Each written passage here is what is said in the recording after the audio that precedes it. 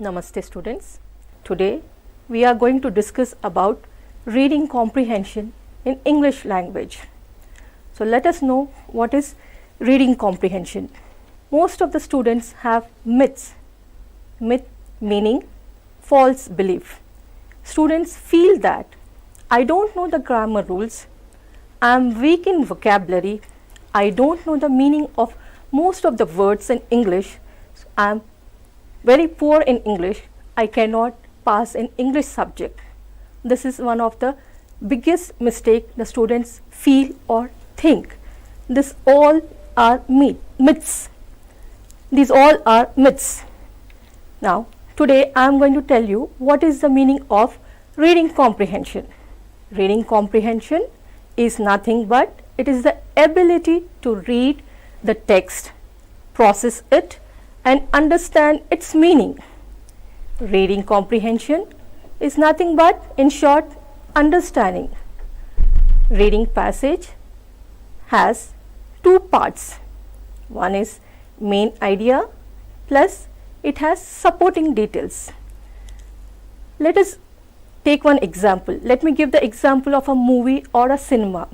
In movie you have main characters. Hero, heroine are the main characters and the supporting characters are the other people like friends, relatives, family members of the actors. They are called as supporting characters. So in reading passages also you have main idea plus supporting details. Reading comprehensions can be seen or unseen. The passages which are seen means you have studied it earlier. Unseen passages meaning you have not read that passage or that text before. These passages can be from your textbooks, storybooks, newspaper articles, extracts from encyclopedias. It can be opinion based, fact based or story based. Don't fear comprehension passages. I am here to guide you on these myths. Let us take first myth. I don't know the grammar rules, I can't attempt the passage. For such students, those who feel that they don't know the grammar rules, let me tell you, you need to be positive. If you try, you can answer all questions correctly. Let me give you one example. Imagine a boy from Telangana, from rural place. He has gone to Chennai and he cannot speak a word of Tamil. He knows English but he is not fluent or very strong in English. He has to ask address of railway station. He asks a Tamilian, where I go catch the train. Now if we see this example, this sentence is grammatically wrong. Here the grammar rules are not followed, but a message is conveyed. The Telugu speaker is able to convey a message to a Tamil speaker and the person who is listening, he has understood his message and he will guide him to the railway station. So my first advice to you students is ignore grammar rules and concentrate on the content of the passage. Read the passage 3 to 4 times and try to understand what is the content. Underline the keywords, years, dates, etc. You will get one question related to the facts. It is called as factual question. For example, if there is a passage on Telangana movement and there is a question, when did Telangana movement start? For this question, you have to mention the year which will be given in the passage. You can just underline the important keywords and years and you will get the answer. Now come to myth 2. I am weak in vocabulary. I don't know the meaning of most of the words. Most of the students feel that they know only little English and they don't know the meanings of most of the words in English. So they cannot speak or they cannot understand the text which they are reading. Again, my advice is no need to worry. from the passage, there may be 10 or 15 words which you don't know. You can guess the meaning of these new words from the context which are given with the other related to the other words. Out of 100% of words, if you don't know 5 to 10% of vocabulary, there is no harm. Still, you can attempt the remaining answers with 85% of words you know. Following this method, you can understand the passage. Now there are few tips for you students. Read the passage first and then questions. The students whose reading skills are weak, first they need to read the passage, then read the questions. Again go back to the passage, read the passage, find the reading. First reading gives you general understanding, but second reading will give you focusing points. You can get some indicators or important words which will help you to understand the passage. Again read for the second time. Second reading will help you to make the answers or solve the answers easily. You will get answers immediately when you read second or third time. Take any passage from your textbook or from lower class textbook, frame questions on it. Prepare information based questions and open-ended questions. Don't prepare closed-ended questions like yes or no. Frame open-ended questions. If you are in that place, what will you do? What is the main character in the story?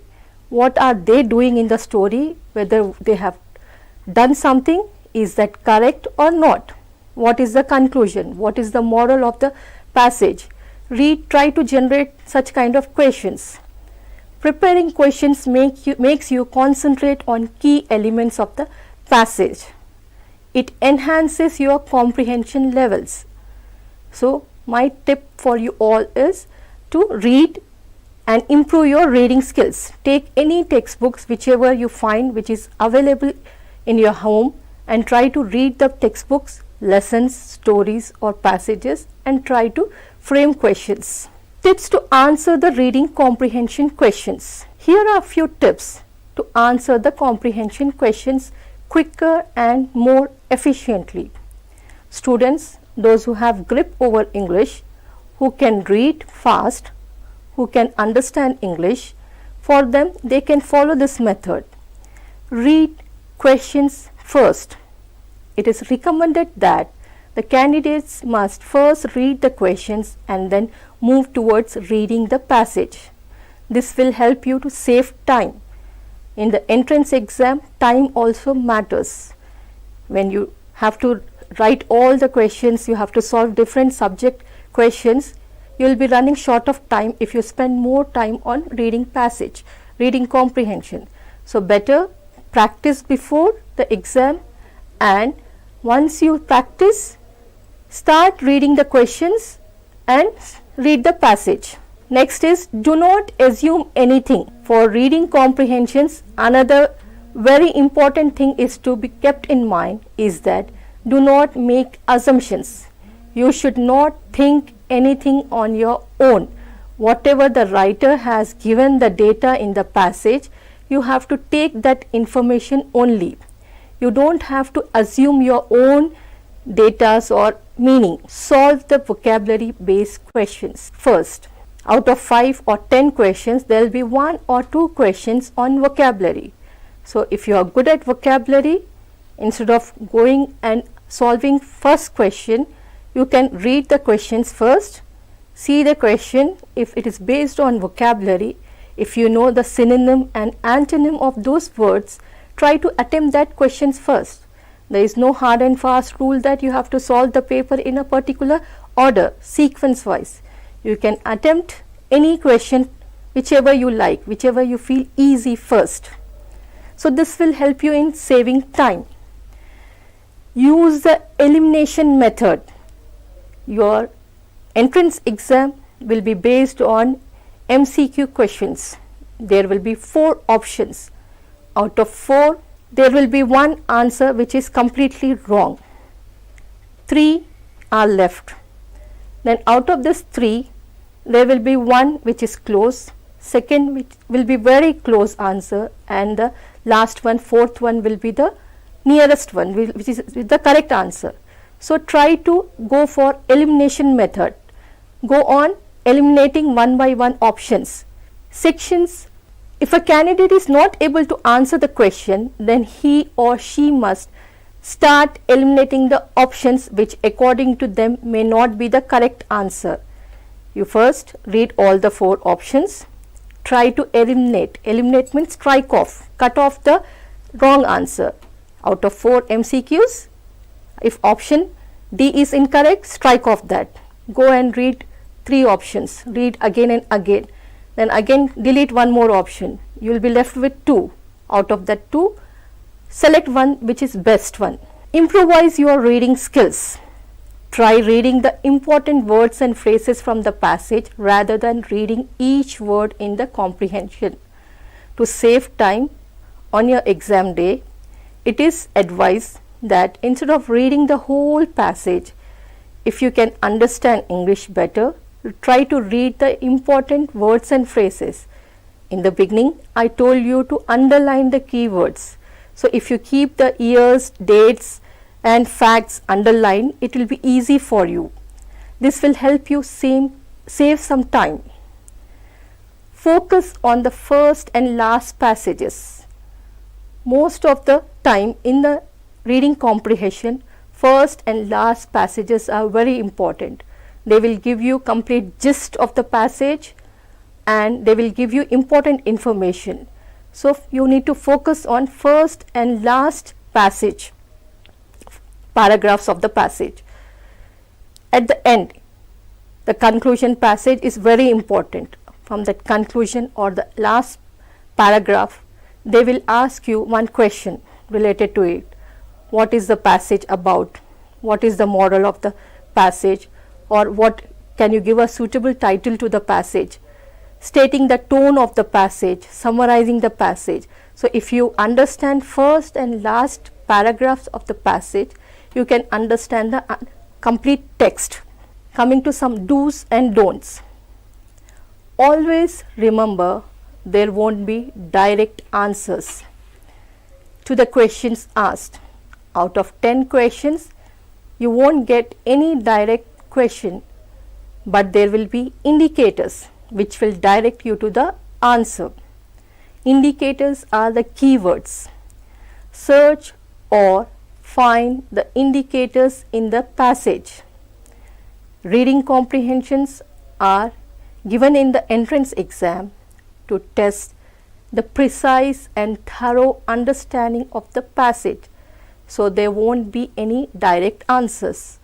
Reading comprehensions are a part and parcel of all common entrance exams. It is very important you should have a grip over this reading comprehensions. Don'ts. Never try to translate the passage in your mother tongue.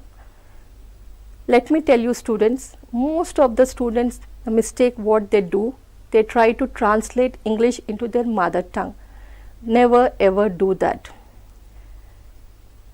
This will affect your understanding ability and you will make mistakes in the exam. Read and try to comprehend in English only.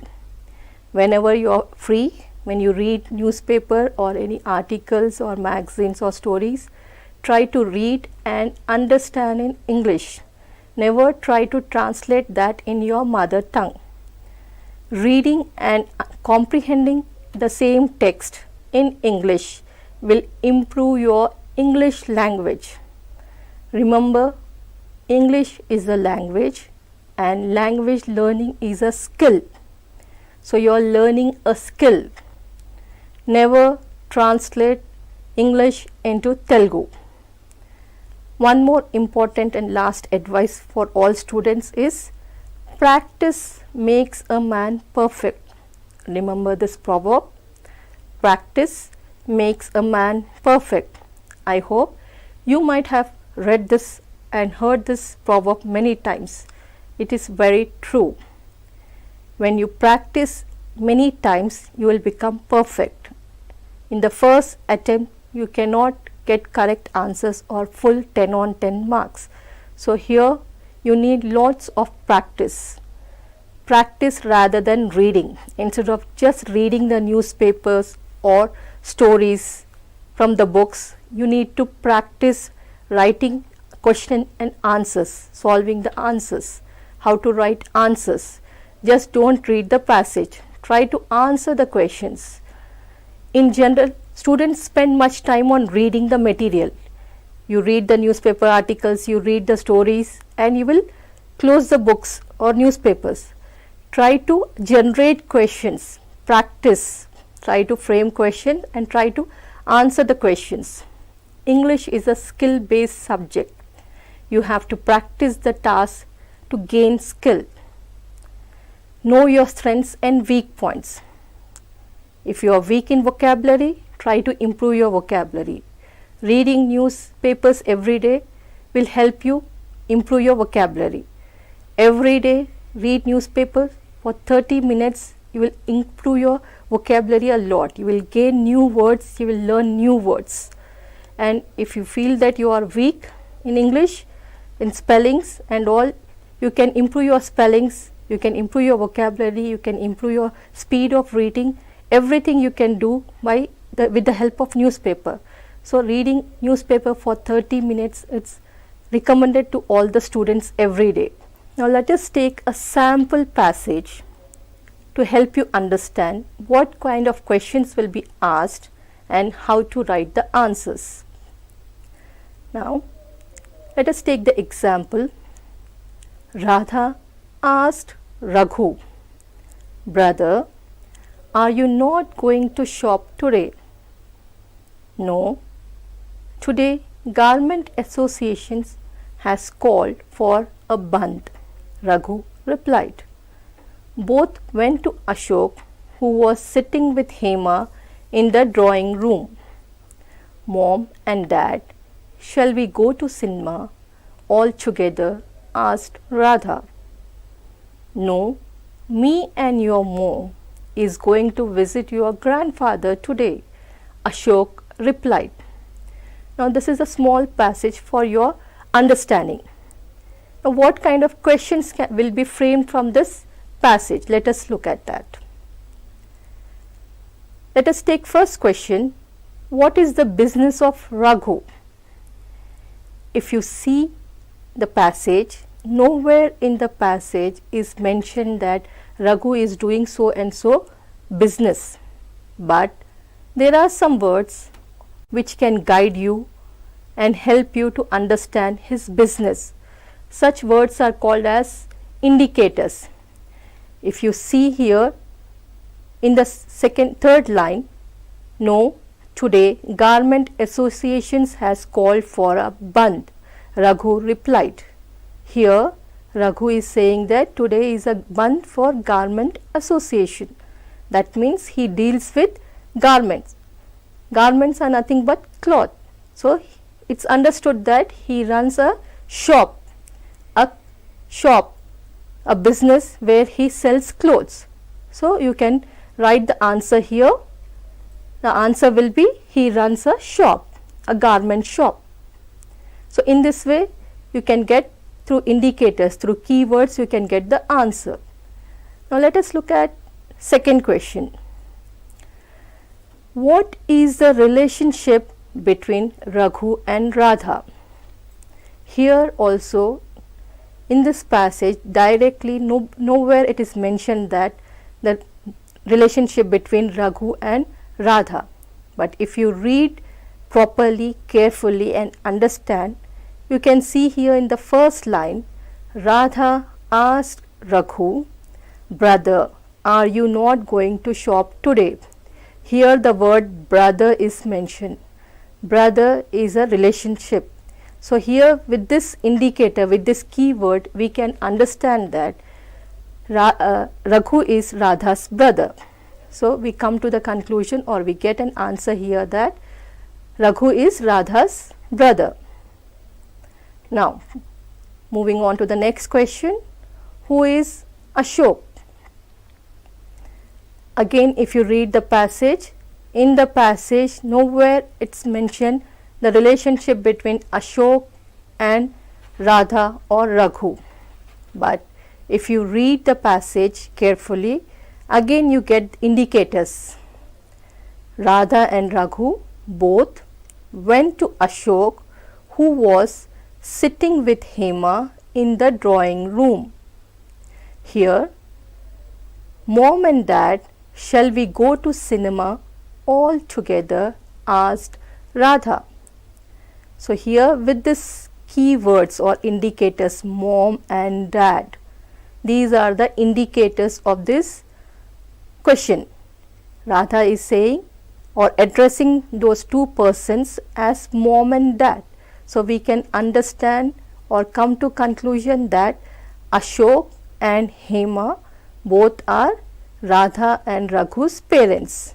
So who is Ashok? Ashok is no one but Ashok is Radha's and Raghu's father. So the answer is Ashok is Radha's or Raghu's father.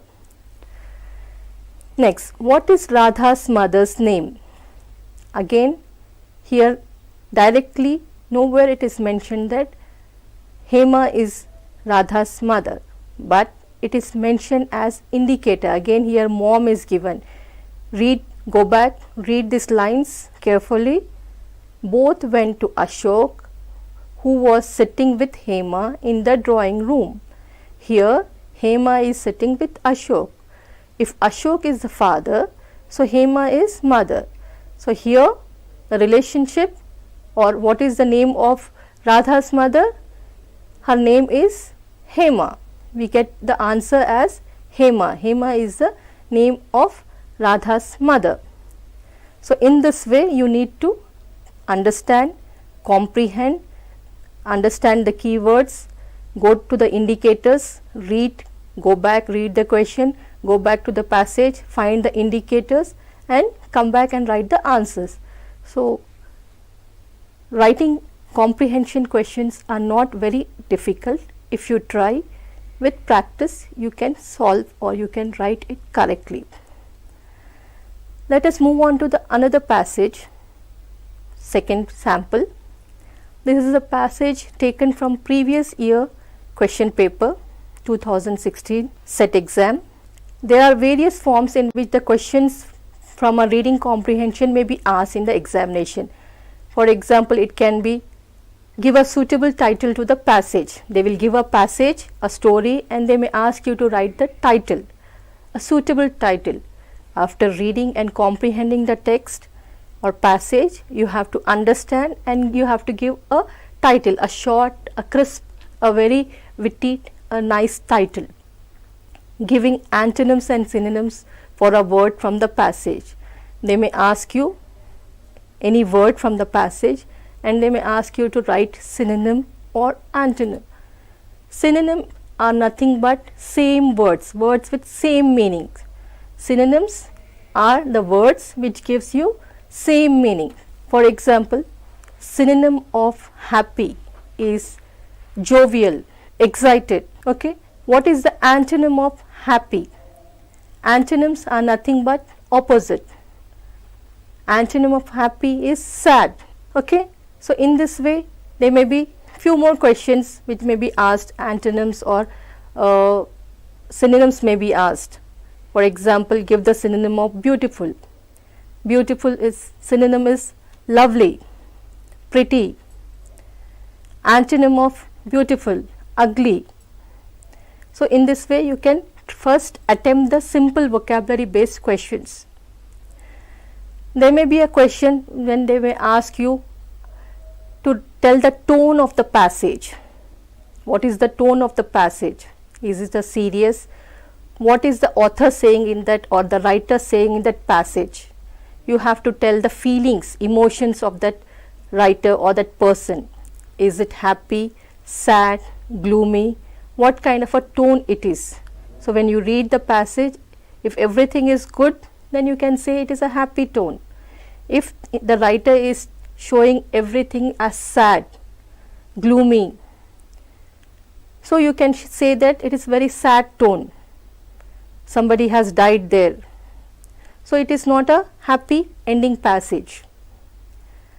Assumptions or conclusions based on the passage. They may ask you to write a conclusion. What do you feel? For example, a passage based on pollution or deforestation, demonetization. They may ask you, what do you conclude? Is this good or bad? So you have to write your own assumptions, your own conclusions. You have to give your own feedback. What do you think about that passage? Okay, how is deforestation destroying? How it is leading to global warming? You can give many examples from that. Many points you can write on that.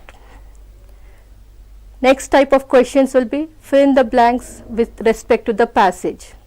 They may give you the starting point and they may ask you to complete the sentence. So this will be very easy type of questions. You can just go back to the text, read the passage, search the line, and you can fill the blanks. Next is again vocabulary based questions.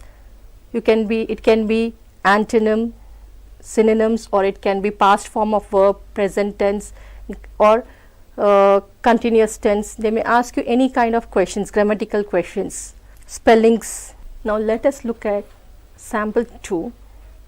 This passage was asked in 2016 Common Entrance Test. Let me read the passage for you. Primitive man was probably more concerned with fire as a source of warmth and as a means of cooking food than as a source of light. Before he discovered less laborious ways of making fire, he had to preserve it, and whenever he went on a journey, he carried a firebrand with him. His discovery that the firebrand from which the torch was very well have developed could be used for illumination was probably incidental to the primary purpose of preserving a flame. Lamps too probably developed by accident.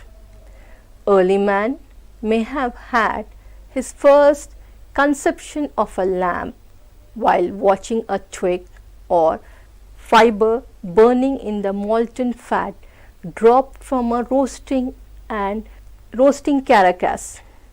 All he had to do was to fashion a vessel to contain fat and float a lighted reed in it. Such lamps, which were made of hallowed stones or seashells, have persisted in identical form up to quite recent times. Now, if you read this passage, look at this passage, you can find that there are some words which are difficult or which you are reading it for the first time. You may not know the meaning. So, try to first underline the keywords or difficult words or new words. If you underline that, you will know the meaning from the context, from other words.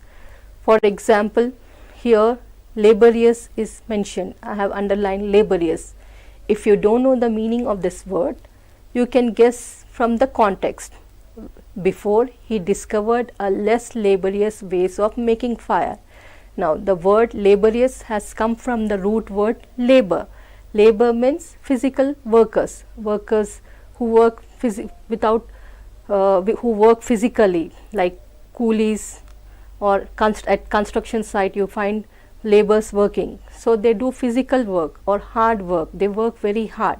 So here, if you don't know the meaning of laborious, you can relate to the context, go back, read the line. Before he discovered less laborious ways of making fire. This line tells us or gives you an idea, indicator that here the primitive man wanted to find out less laborious, easy way. Less laborious means here is easy way to find or to make fire. He had to preserve it. Now, meaning of preserve, you have read this or you might have come across this word many times in some passages or textbooks or in your science biology lesson, preservation. Preserve is to store for future use, for further purpose, for future use. So here with such indicators you can get the meaning of the words from the context related to the other words. You can guess the meaning. Now let us look at the questions.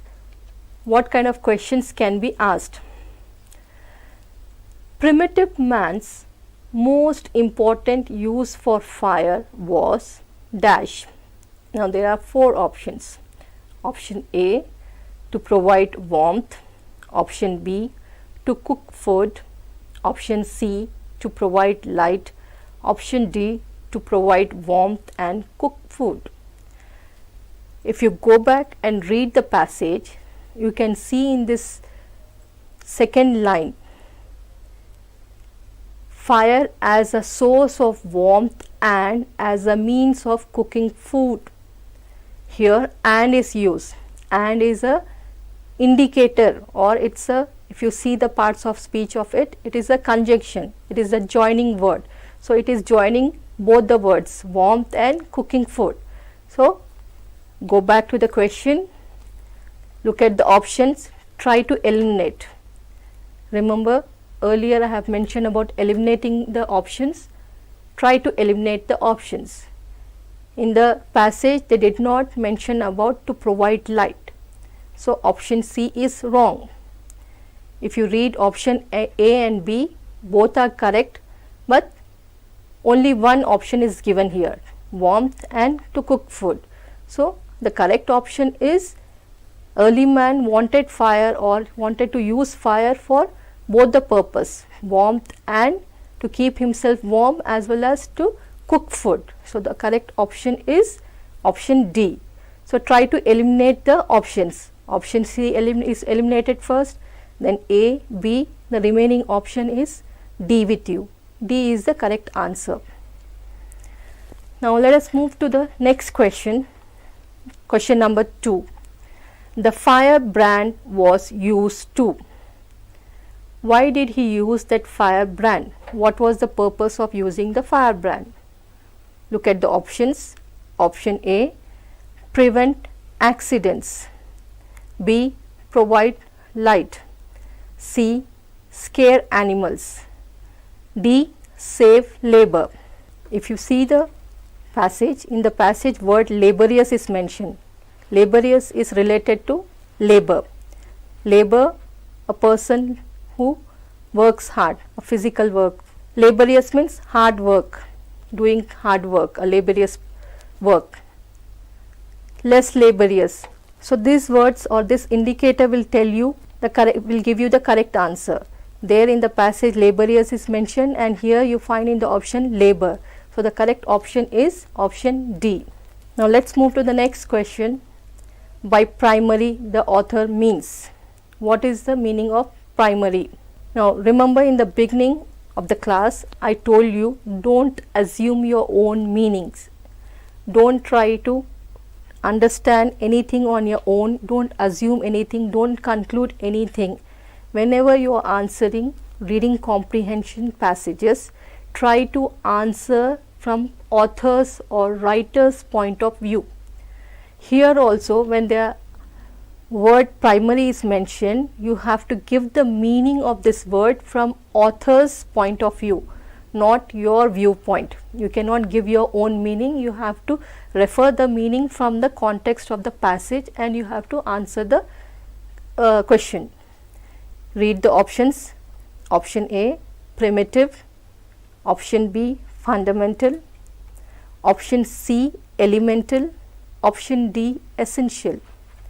Now go back to the passage, search for the word. You have underlined all the important or key words, indicators beforehand. Here primary is mentioned. Read the sentence. His discovery that the firebrand from which the torch was very well have developed could be used for illumination was probably incidental to the primary purpose of preserving a flame. So here primary means fundamental, important, very important, very essential thing, very necessary. So here primary meaning, if you go back and look at the options, primitive A, primitive is not correct, so you can eliminate the first option. Go to option C, elemental, this is also not correct, you can strike off this option. Option D, essential, fundamental and essential are close. Now you are confused between this. If you try to go and relate the meaning of essential there with primary, you will not get the exact meaning, but if you read as fundamental there at the passage, incidental to the fundamental purpose of preserving flame, here the primary meaning is fundamental, very important. So you will get the correct answer, fundamental. The correct option is fundamental. Moving on to the next question. Lamps are probably developed through mere dash, hazard, fate, planning, accident. What is the reason for making the lamps? What is the lamps are probably developed through mere hazard, fate, planning or accident. Go back to the passage. If you see this line, lamps too probably developed by accident. Here the word accident is used. Here you are getting the answer directly. If you can understand English, then you can write this word option D. In this question also the correct option is accident. Directly they have given the answer accident. So you can go eliminate A, B, C and you can tick the correct option D as accident as the correct option. Now moving on to the next, fifth question. Early lamps were made by. How did the early man made the lamps? That is the question. Read the option. Using a reed as a wick in the fat, letting the wheat soak the fat, putting a fat in a shell and lighting it, floating a reed in a seashell. So you have read the options. Now go back to the passage, read the passage, try to answer the question. Early man may have had his first conception of a lamp while watching a twig or fiber burning in the molten fat dropped from a roasting carcass. All he had to do was to fashion a vessel to contain fat and float a lighted reed in it. So here you will get the answer.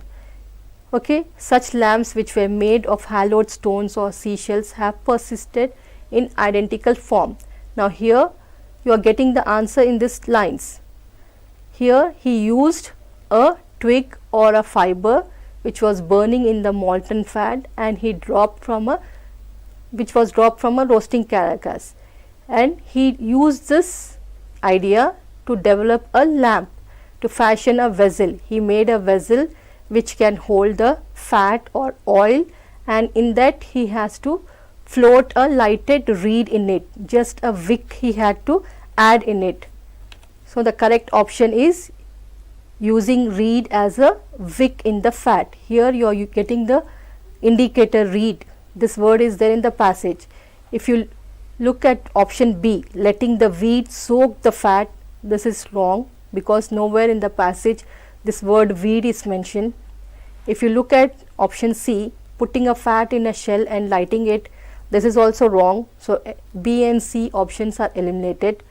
Floating a reed in a seashell, using a reed as a wick in the fat, these two options are left with you. Now you have to select a right one, which is the correct one. Using a reed as a wick in the fat, floating a reed in a seashell. So in those days he made lamps using the reed or floating a reed in a seashell. Correct option is option D.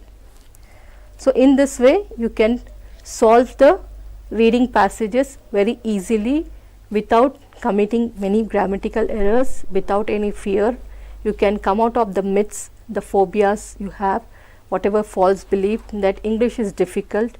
You cannot solve English passages or reading comprehension is very difficult.